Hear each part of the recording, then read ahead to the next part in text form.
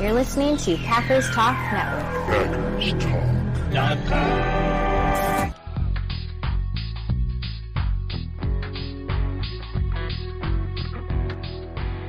You're listening to No Huddle Radio on the Packers Talk Radio Network, your home for in-depth and thoughtful Packers analysis. I'm your host, Gil Martin. My co-host is my good friend, Sean Tehan. In addition to this show, I write for the Packers Post and Cheesehead TV, and Sean was a TV sportscaster in Minnesota. We're here to talk Packers because you're all here for one thing, and that's a love for Green Bay football. Sean, the schedule is out. We've got a lot to talk about, but first, an important word from our sponsor. Yep, Gil, before we get started, a few words about our sponsor, Wisconsin's own Ticket King. For over 30 years, Ticket King has been providing Packers tickets to Packers fans. You can find them on the web at theticketking.com or visit their locations in Green Bay and Milwaukee.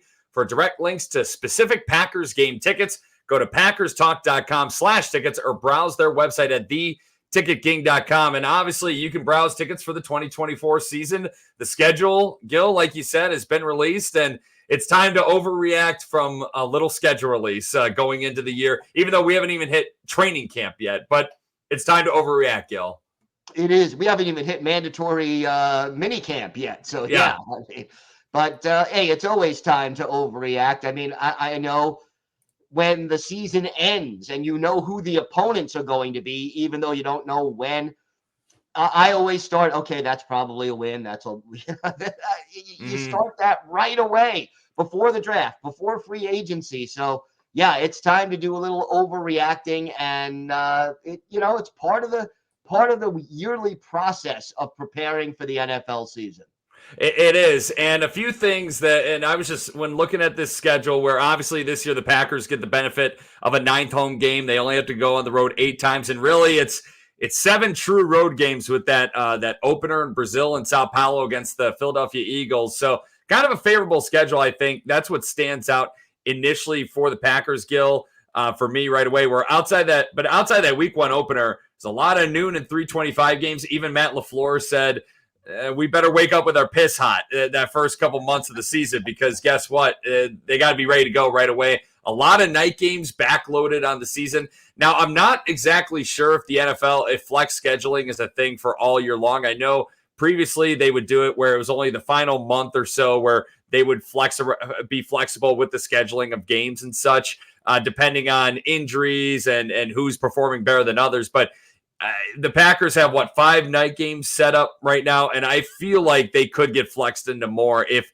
a full season flex scheduling is allowable. But that's the big thing that stands out with me, is that I think it's a favorable schedule overall, and I love the week 10 bye. That's a perfect time for a bye week, in my opinion. Yeah, not too early, not too late. It's sort of right where you want it to be, a perfect time to sort of regroup and get ready for the stretch drive. And I love the fact that the bye week also comes in between 2 divisional games and right before what I think is the toughest part of the Packers schedule. Yeah, that after the bye week, it's not going to get easy for Green Bay. But hey, Matt LaFleur teams tend to play a little better in December. That they just do. And Matt LaFleur has his guys ready throughout the season for December football. He's shown that time and time again. Now it's just getting a little better in January is what matters more going forward for the Green Bay Packers. But Gil, talking about that, though, with the schedule and everything, what are a few games that maybe you're looking most forward to? I have a few in mind. I definitely have a few in mind. The division games are always games to look forward to, but what games do you really have to look forward to for if you're a Packers fan? If you're speaking for Packer fans, what are the games we should be looking forward to? Well, obviously we've already discussed the Brazil game, the season opener against the Eagles. That's historic. First ever game in South America. And a lot of Packer fans down in Brazil who are certainly looking forward to seeing the green and gold take on the Eagles. After that, though, the next big game that I have circled is week 4, home game, September 29th against the Minnesota Vikings. And if he's healthy, that means the return of one Aaron Jones. And that's always a big if with Aaron Jones, where especially last year dealt with a lot of hamstring issues. Now he's on the wrong side of 30 years old. And That's obviously a big game. Minnesota coming to Green Bay, and the last thing you want to see Aaron Jones do is run all over the Green Bay Packers. That's the first thing Aaron Jones wants to do in Minnesota as a visiting member for the first time at Lambeau Field. But also Robert Tonyan, former Packer tight end, signed with the Minnesota Vikings on Thursday. So you have another guy who was feasted in the end zone quite a bit for a few years for the Green Bay Packers, a guy who was on the Detroit Lions practice squad, spent time with Chicago Bears. Now he's completed the NFC North cycle. He's been with the NFC North team now, at least for a little bit, whether it's practice squad or on the 53-man roster, on the current 90-man roster, whatever it may be. But also outside of that, though, with that Vikings game, Kirk Cousins is no longer there, and the Packers could be catching the Vikings at the right time. Where are they sticking with Sam Darnold, who is expected to be a bridge quarterback there? Is kind of floated from team to team since being drafted 3rd overall by the New York Jets years ago. Is he going to be the guy? Is he gonna struggle enough where JJ McCarthy maybe gets thrown into the fire? The rookie quarterback from Michigan gets thrown into the fire a little bit too soon, and that could potentially be JJ McCarthy's first NFL start at Lambeau Field. And as a Packer fan, I've learned never to put the cart before the horse, because that kind of makes me nervous. It's like, okay, we haven't seen this guy, we haven't planned for this guy. I'm worried about what this guy may do to us in his first career start, and of course, it's in Green Bay. But outside the Aaron Jones factor, there's a lot of interesting nuggets in that Vikings-Packers game, and being, of course, a divisional game. Yeah, always. Look, when you got one of those divisional opponents, there's always a little extra juice to it. And, kind of interesting also that the gold package involves 3 games against each of the 3 divisional opponents this year. Yeah, and that's you can't ask for anything better. If I were a gold package member, unfortunately I'm not. My wife's on the waiting list where I think we're under 15,000, so we're getting there. We're inching a little closer. But if I were a gold package member, I'd be super stoked about that. There was actually a debate on local radio here the other day where who's better, the green package fans or the gold package fans. There's positives and negatives with both, but all I gotta say with the gold package games coming up for the Milwaukee crowd and everything, be loud, be ready. Divisional games, you should be able to get stoked, and that piss should be hot, like Matt LaFleur says, even from the fans too. There you go. He's not just addressing the players; he's addressing the entire organization, including the fans. All of us, every single, even us, Gil. We got to wake up with our piss flaming hot. So that's the way it's got to be when you're a Packer fan. And I just love that expression. So I'm going to say it over and over. But another game, obviously, that I'm looking forward to, Gil. It's week 12. The 49ers playing the Packers, NFC divisional round rematch from last season. These two teams, Packers and Niners, look to be 2 of the top contenders. They've been pretty tight games over the years. Kyle Shanahan's gotten the best out of Matt LaFleur over the years, and it's Fox's primetime afternoon game. It's a game that Fox certainly isn't going to let go unless there are some serious injuries or both teams really are a lot worse than we anticipate they'll be. But that's obviously going to be a game to look forward to, because the Packers, as the 7th seed last year in the NFC, they had that game stolen in Santa Clara. I was there to see it in person. They just couldn't get it done. It's going to be interesting to see that first matchup since that game. It is, and I'll say this. I am very happy this year that game is at Lambeau Field, not in the Bay Area. Mm-hmm. Don't want to go back to Santa Clara. Every time we go there, it seems to be a problem, especially in the playoffs. Get them at Lambeau Field. You're talking about late November. San Francisco is not quite Miami when it comes to, warm weather, but they're not used to Green Bay weather in late November either. It's a late afternoon game. The sun will be going down. I am looking forward to getting the 49ers on the frozen tundra in that game.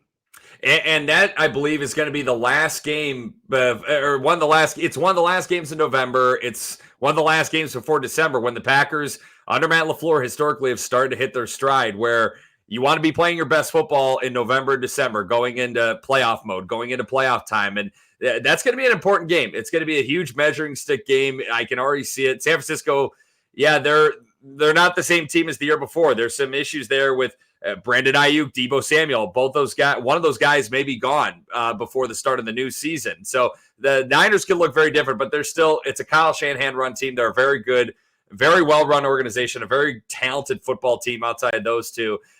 Definitely a game worth keeping your eye on. And And that kind of ties into the next thing I'm going to ask you, Gil, about the most important games of the season. I think the 49ers game is definitely one of the most important games of the season for the Green Bay Packers because they've been that constant boogeyman for the Green Bay Packers the last couple decades. And that divisional round loss where the Packers had a lead in the fourth quarter, Anders Carlson misses a huge kick to keep it a 4-point game. The Niners, go down the field against former defensive coordinator Joe Barry's defense, his passive scheme that he ran. You have a new defensive coordinator. You got a young team that majority of your key guys are back and looking to grow and bounce back from a really, really good first year altogether, really, as that collective group.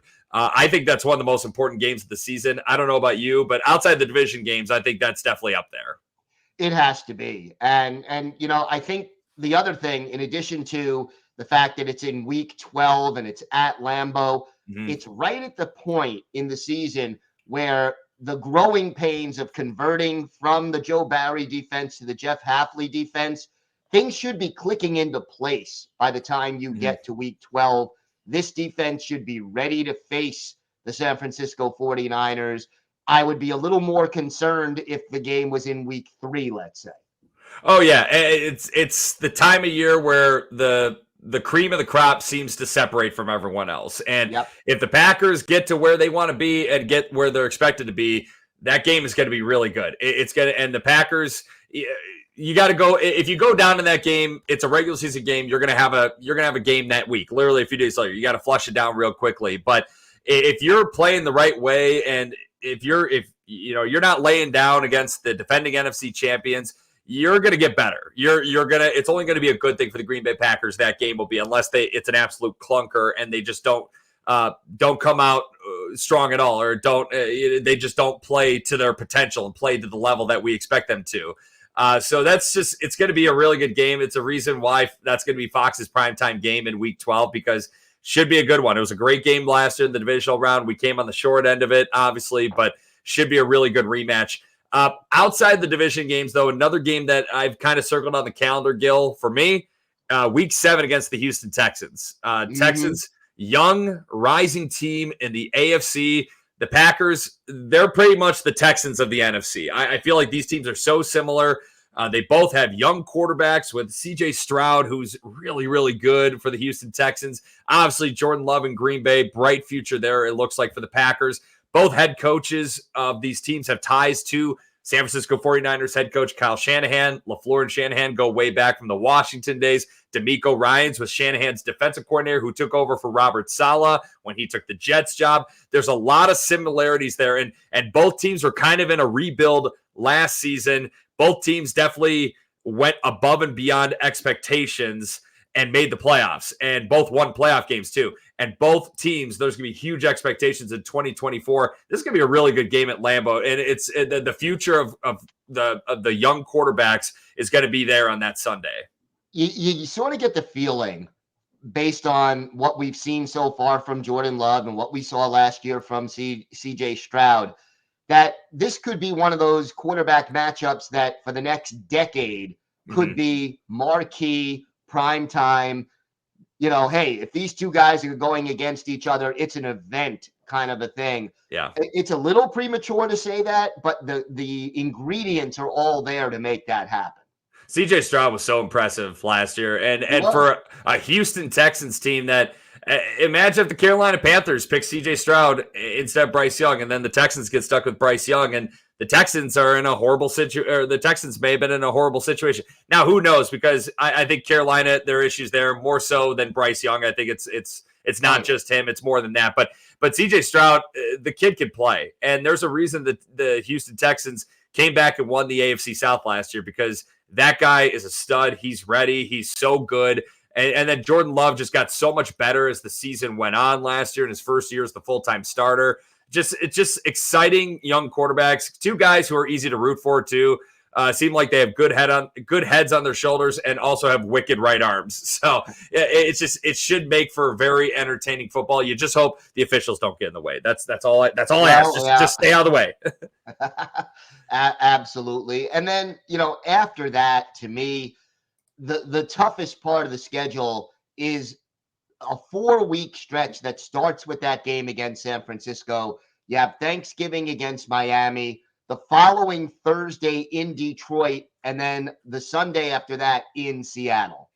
Yeah, it's going to be their toughest stretch, though. What I do like about it is on paper, we don't know how things are going to pan out. And knock on wood, but there could be some really bad injuries for whether it's the Packers or for their opponents going into the season that could have an effect on these games. But on paper, their toughest games seem to come late in the season.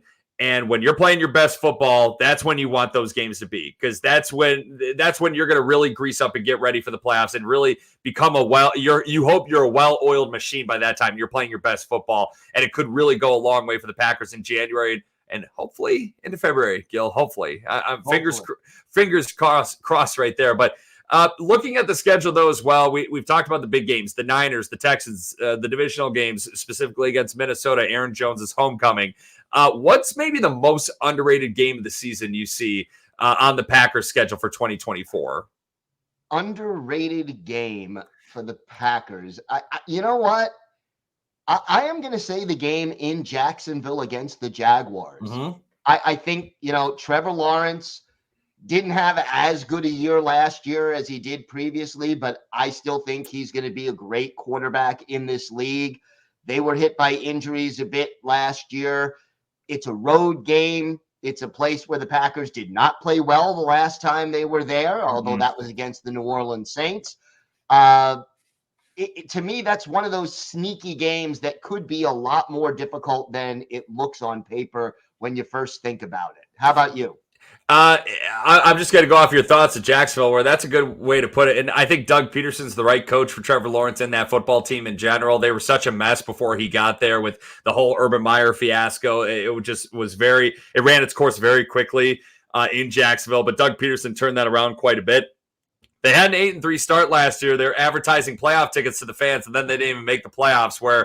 It's a team that's good enough where they can. You feel like they can beat anyone, but they also got off course a little bit and took a big step back. So that could be a much tighter game than anticipated. For me, it's actually week 6, their home game against the Arizona Cardinals. Now, the Cardinals only finished 4-13 last year. They had the number 4 pick in the draft, but 5 of their 13 losses were by one possession. They had some sneaky wins against playoff teams like Dallas, at Pittsburgh, at Philadelphia. The Cardinals are a young rebuilding team, similar to what the Packers and the Texans appeared to be in 2023, and they're still in rebuilding mode. But this is a team that was competitive a season ago, Gil, and the way I see this, where if the Packers don't take the Cardinals seriously, this could be a much tighter game than anticipated. It's nice that this game is at Lambeau. If it was in Arizona, I think this is a potential upset loss on paper for the Green Bay Packers. But I feel like that's going to be the most underrated game of the season, is that Week 6 tilt against the Cardinals. I think that's a good choice. It's too bad that game is not in November or December, when you can get a team that is used to 90, 100-degree weather in some rather cold circumstances, but I'll take it. And yeah, that is a big potential trap game. And it comes in a situation where, it's the first of 2 straight home games. And one thing I love about this schedule, there's only one instance of 2 road games in a row. And those are the Thursday game in Detroit and then in Seattle. So you've got a little extra rest heading into that Seattle trip. And then also, they only have they have 2 Thursday games, but they're back-to-back weeks. So you're not dealing with multiple short weeks. Obviously, there's some Christmas Day games where there are some teams around the league. I think it's the Ravens who have 3 games in 10 days this year, where luckily that's brutal. That's brutal for an NFL player. That's brutal for a football player in general. I don't care what level you're playing at. That's a lot of football in 10 days. But luckily, the Packers don't have to deal with that. They just have the 2 games in the 4-day stretch with the Thanksgiving game against the Dolphins. But you talk about potential trap games, Gil. What are some potential trap games that you see on the radar for the Packers and games that could be losses if the Packers are kind of looking ahead or maybe not really paying attention to the fullest? Yeah, I mentioned the Jacksonville game. I think the Colts also would have to sort of fit that description. I know it's the home opener, but some people kind of forget the Colts They won 9 games last year. They had the same record as the Packers, and I'm not saying they're as good as the Packers, but don't take them lightly. I think, you're coming back from Brazil. You're out of your routine. You may have already, it's a challenging game against Philadelphia, so you are not guaranteed a win in week 1. You can't afford to take the Colts lightly. They were a few yards away from winning the AFC South last year, too. Yes. That's a team that had the 4th overall pick in 2023. They picked a young quarterback in Anthony Richardson who didn't play much last year, dealt with some shoulder issues, and we don't know how he's going to be recovering, but it's a guy who, when he played, he showed a lot of talent and he showed a lot of promise. Where that's a good Colts team there. It's funny where we talk about the Colts being a bit of a tricky team and the Cardinals being a tricky team. Both teams head coached by former Philadelphia Eagle coordinators, where obviously Nick Sirianni was doing something right in Philly, where those guys have done a good job with their respective teams, given their specific situations. But for me, the trap games, I'm going to start with Week 11 at Chicago. It comes after the Packers bye week, but that's going to be Caleb Williams' 10th game of his career. Caleb obviously drafted 1st overall just a few weeks ago in the draft by the Bears. His feet's he's going to have some experience at that point, going against the Packers for the first time. The Packers, they host the Niners the next week after that, and that the Packers are going to be looking ahead to that game for a while. The Bears also haven't beaten the Packers since 2018. You probably know that, anyone who follows the Packers. And the Bears, they're going to – obviously, it's like you got to beat the team in front of you, but they're always thinking about the Packers. And that's their Super Bowl. That's their Super Bowl. It is their Super Bowl, and that's a potential trap game. It's hard for me to take a division rival and say it's a trap game, although I totally see what you're saying. If you're not up, if you're playing for the Green Bay Packers and you're not up to play the Bears, boy, are you in trouble. Because, and I do remember back in the 80s when the shoe was on the other foot and it was the Packers Super Bowl every time they played the Bears. So I am hoping we continue our domination of the Bears. But yeah, that game is not, it's never like you throw out the records a lot of the time when you have these rivalry games. So it's hard to, I don't know if it's a trap game, but the Packers better not take the Bears lightly. I think you're right about that. I'll say I'll put more weight on this. Why I say that's specifically a trap game, it's because who's coming up next. Yep. And with the 49, it's the gauntlet that's coming up next. And I feel like you got to take this game. You got to take it. You really got to take it one game at a time. But that's where I'm saying it's a trap game more so because of the defending NFC champions who you had on the ropes in Santa Clara just a few months ago. That's the next team that's coming in, and you have the bye week before that. Maybe you get a little relaxed and you feel a little too comfortable, feeling a little too good about yourself coming out of the bye week.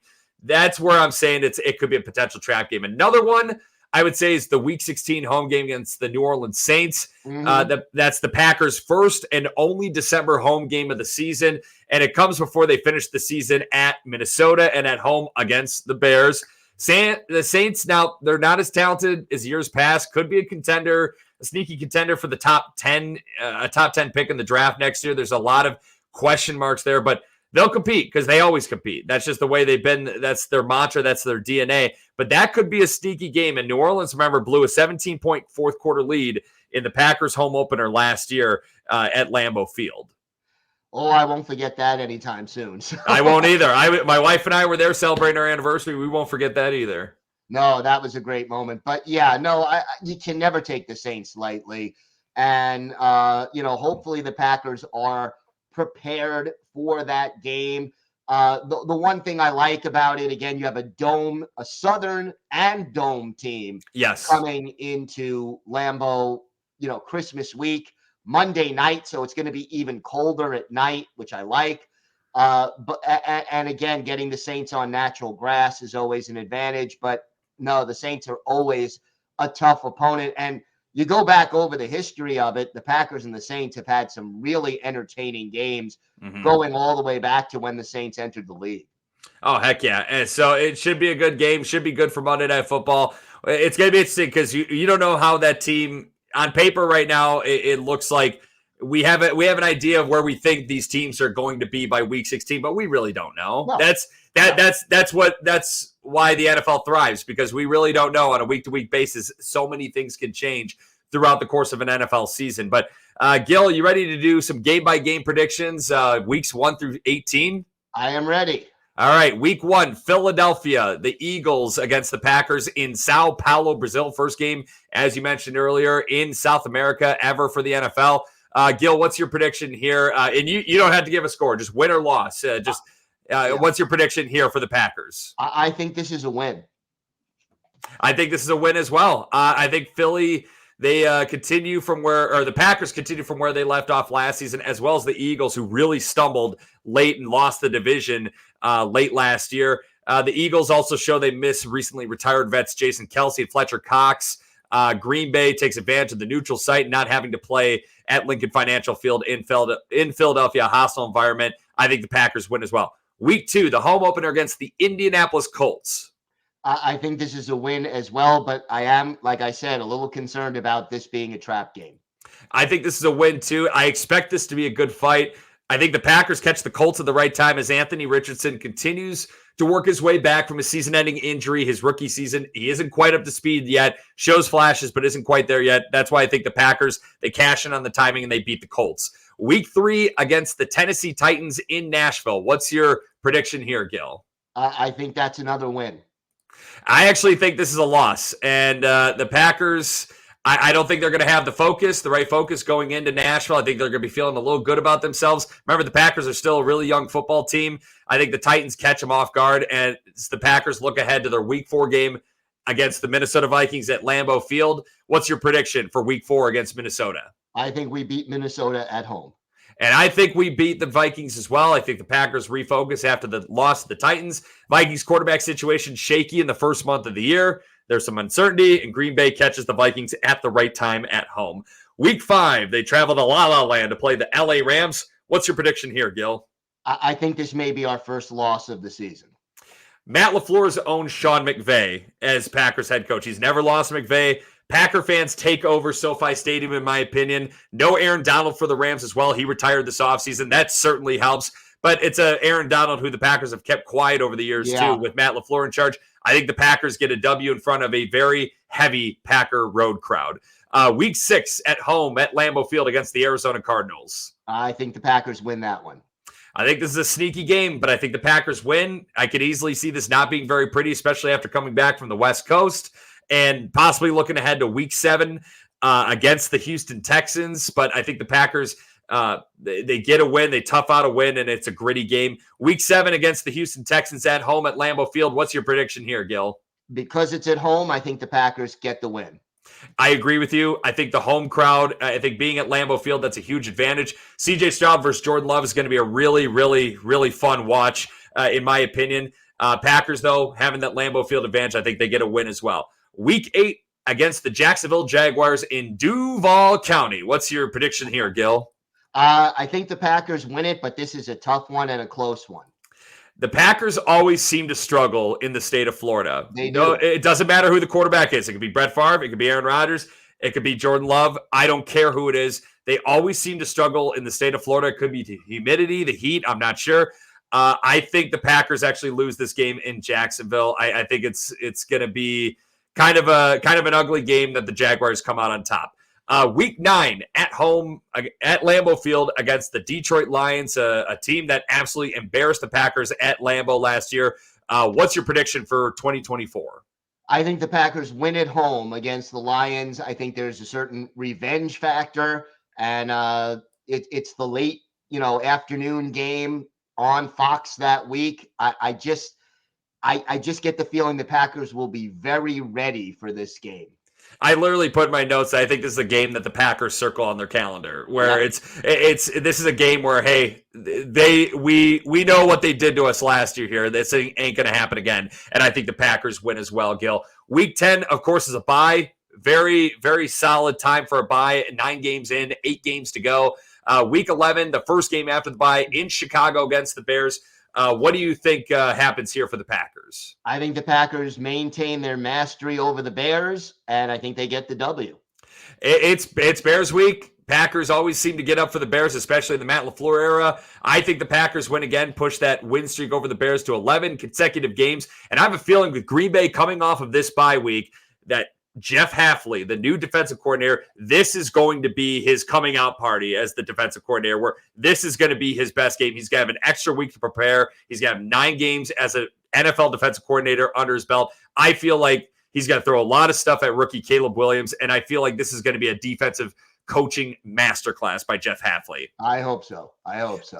Week 12 at home against the San Francisco 49ers, the boogeyman, the Baba Yaga, those vaunted demons who always are in my nightmares and every Packer fan's nightmares. What do you think the result is here, Gil, in 2024?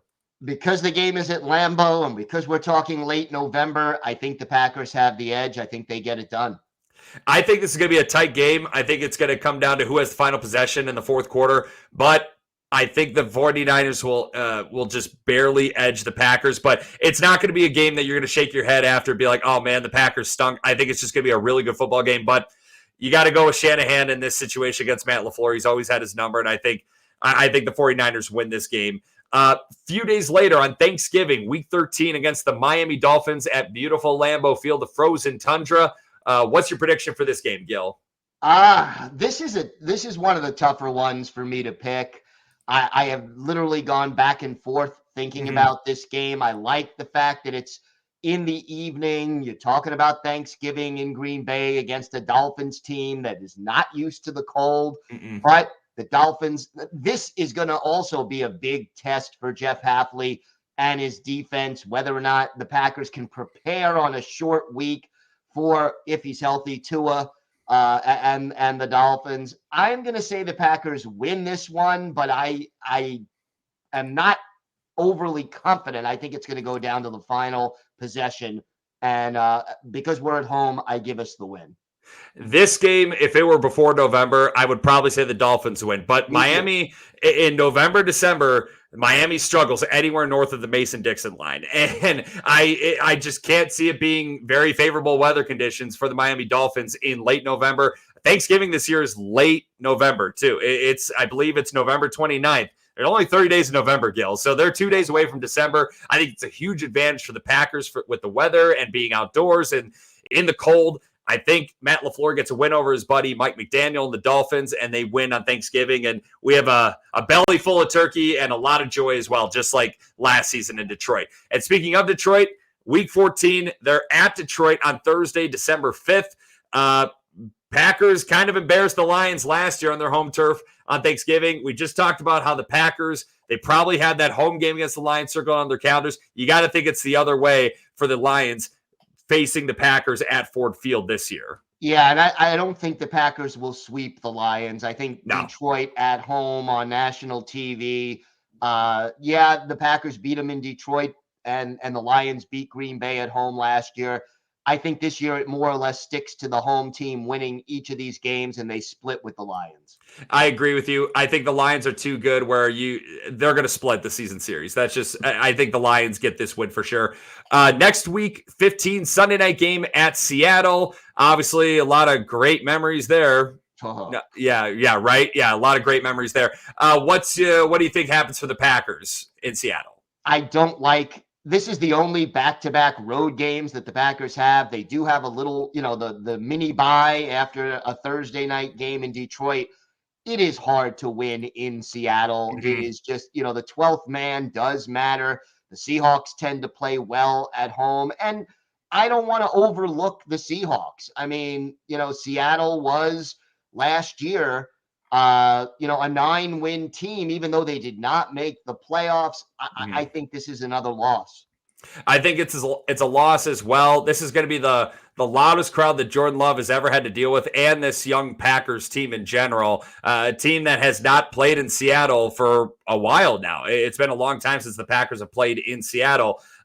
This is going to be interesting. I think it's going to – I don't think the Packers win either. I think it's some tough love, and like clockwork, Seattle tops Green Bay in some kind of BS fashion on the West Coast and leave us all sleepless in Seattle as well. So and it's a Sunday night game, so there's going to be plenty of time for those fans to get revved up and get ready and rest those vocal cords until that evening. Week 16, the next week, Monday Night Football at home against the New Orleans Saints. What's your prediction here, Gil? I think the Packers beat the Saints at home. Again, a dome team playing at night in December, late December at Lambeau, and after the 2-game road trip. And, since I predicted they would lose both of those games, I think it's sort of a must-win, right the ship kind of a game. Mm-hmm. And Matt LaFleur does very well typically in December. I give the Packers the W. It's not who you play, it's when you play them. The Packers are not going to lose 3 games in a row. I just can't see it this year. They've had some long losing streaks the previous 2 seasons. Not this year. The Packers are a much better team. They're in much better shape going forward. I think they get the win, and it helps that the Saints are away from the Superdome. Huge advantage for the Packers. Week 17 at US Bank Stadium against the Minnesota Vikings. Last year, the Packers absolutely torched them on New Year's Eve in Minneapolis. What's your prediction this year?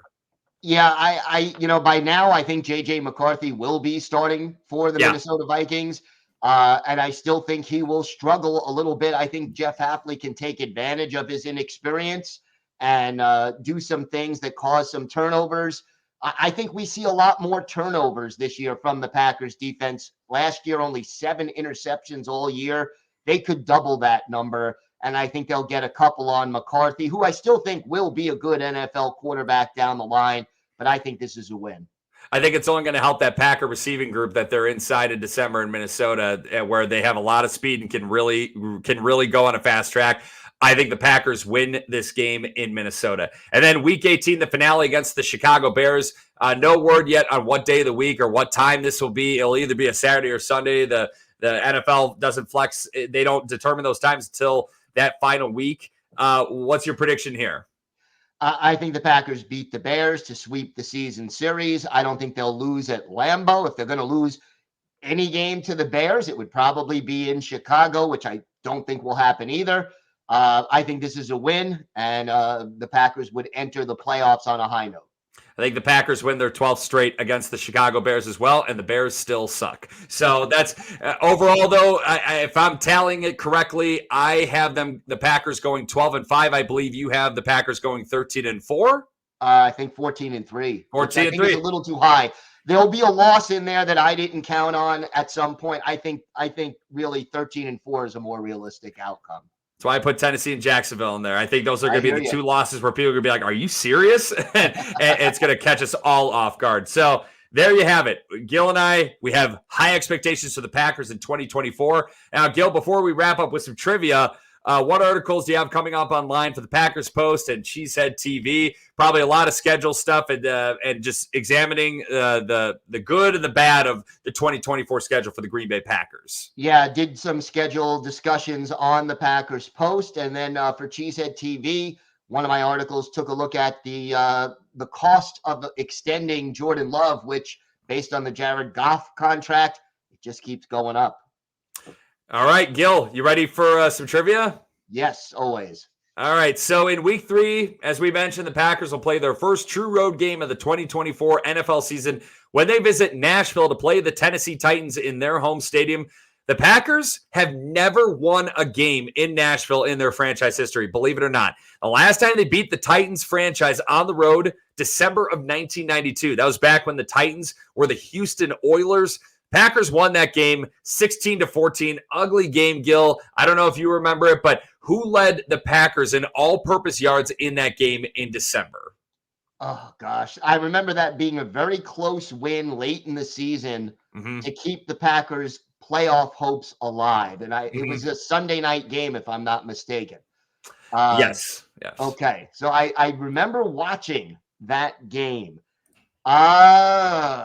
Boy, total yards in that game. That was a very defensive-oriented game. Do total yards include kick and punt returns or just offense? All-purpose yards, yep. All-purpose yards. Rushing, receiving, kick return, punt return. Okay. I'm going to go with Darryl Thompson, the running back. You nailed it. Running back Darryl Thompson. He led the Packers that day with 55 total yards. 55 total yards. He had 30 on the ground and 25 receiving yards. Sterling Sharp was the Packers' leading receiver that game with 46 receiving yards and scored the Packers' lone offensive touchdown. Now, a bonus question for you, though. Brett Favre threw one interception that game. Who registered the interception for the Oilers? Now, I'll give you a hint. This is a former Packers defensive assistant coach, and he's still coaching in the NFL today. Well, based on that description, it's got to be Jerry Gray.